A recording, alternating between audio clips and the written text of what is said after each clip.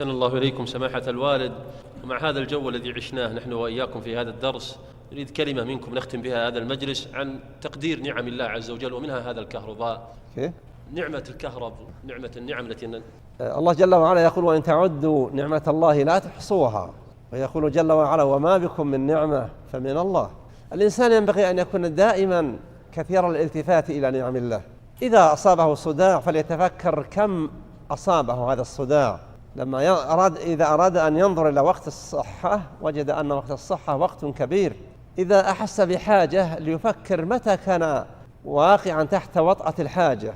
ينبغي أن يكون الإنسان على جانب كبير من تذكر نعم الله جل وعلا عليه. ثم أيضا إذا جاءته أمور يكرهها، قد يكون ما يكرهه سبب خير. عسى أن تحبوا شيئا وهو شر لكم، عسى أن تكرهوا شيئا يكون خيرا لكم. الله أعلم بما يصلح العباد.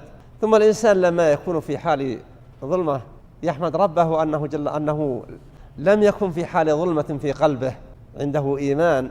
وليتصور أهل الظلمة في إيمانهم الذين لا إيمان لهم، وليتذكر العرض يوم القيامة والتخبط عندما يضرب بين أهل الإيمان وأهل الشقاء بسور له باب باطنه فيه الرحمة وظاهره من قبله العذاب، نسأل الله العافية.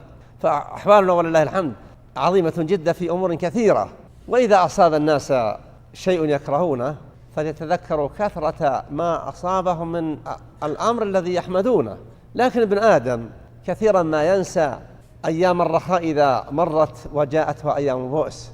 فليتذكر الآخرة، فإن في الآخرة ينظر إلى أعظم الناس نعمة في الدنيا وترفا وراحة بال، وهو من أهل النار فيغمس في النار، ثم يقال له: يا ابن آدم هل مر بك يوم نعيم قط؟ فيقول: لا وربي لم أرى يوم نعيم قط.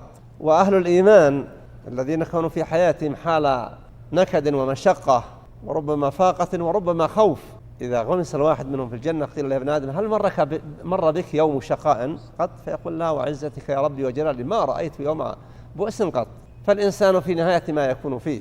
ويقول شاعر قديم يقول: كأن الفتى لم يعرى يوما إذا اكتسى.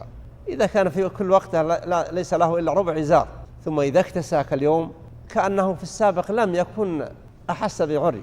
كأن الفتى لم يعرى يوما إذا اكتسى، ولم يكن ذا بؤس إذا ما تنعم، ولم يكن ذا عدم إذا ما تنعم.